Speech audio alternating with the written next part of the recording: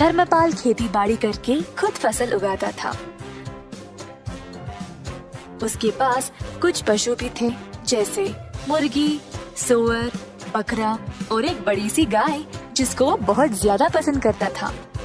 गाय से उसको काफी प्यार था क्योंकि वह हर रोज बहुत सारा दूध देती थी। धर्मपाल की कमाई ज्यादातर गाय के दूध से ही मिलती थी, तो वो चाहता था कि गाय हमेशा स्वस्थ रहे।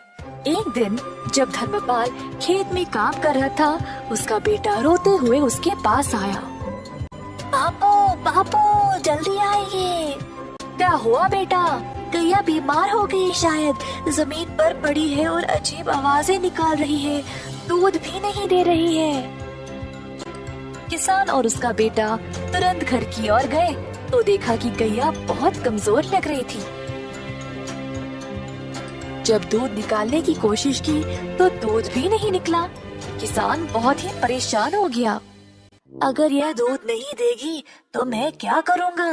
बिना दूध के ये तो बेकार है मेरे लिए। हर बार इसके लिए दवाई और देख रेख करने का समय नहीं है मेरे पास। कुछ न कुछ करके इससे छुटकारा ही पाना पड़ेगा। किसान को लगा कि अब गाय ठीक नहीं हो पाएगी, तो उसको खड़ा करके वन की ओर चलाते गया।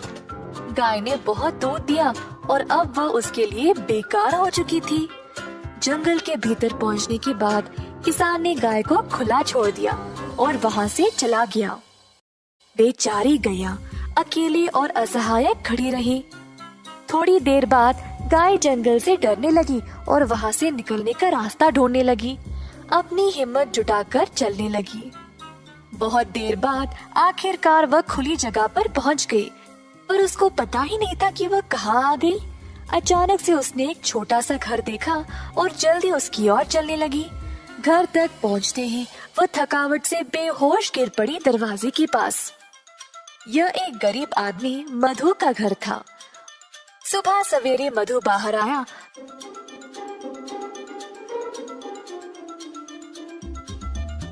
तो उसने गैया को अपने दरवाजे पर देखा। गैया बहुत बीमार लग रही थी और मधु को उसकी यह हालत देखकर बहुत दुख हुआ।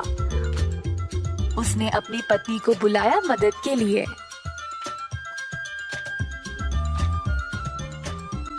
ओ सुनती हो, यह बेचारी गैया बहुत बीमार है, इसका ख्याल रखना पड़ेगा। मेरे पास थोड़ा सा घास और चावल है जो यह खा सकती है।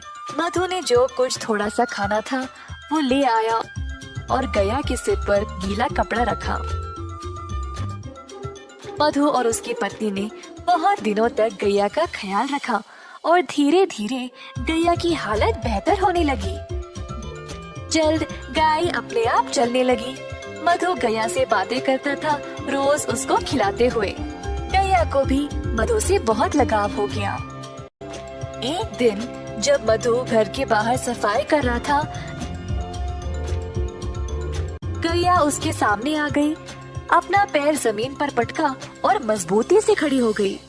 पहले मधु को समझ नहीं आया, फिर उसको लगा कि शायद वो दूध देना चाहती है।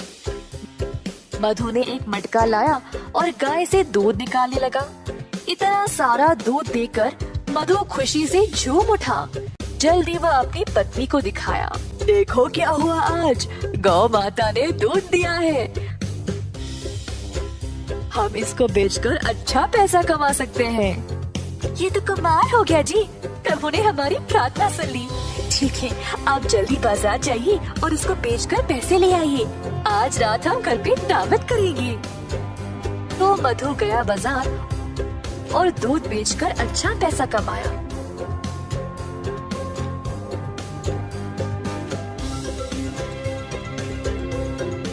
उसने भगवान को धन्यवाद किया उसको गैया देने के लिए। मधु दूध बेचने लगा और जल्द अपने शुद्ध दूध के लिए मशहूर बन गया। गांव वालों को अब केवल उसी का दूध चाहिए था, जिसके लिए अच्छी रकम भी दिया करते थे। इस बात की खबर धर्मपाल तक पहुंच गई। मेरी गैया को चुराने की हिम्मत कैसे हुई इसकी, और अब वह अच्छे पैसे कमा रहा है।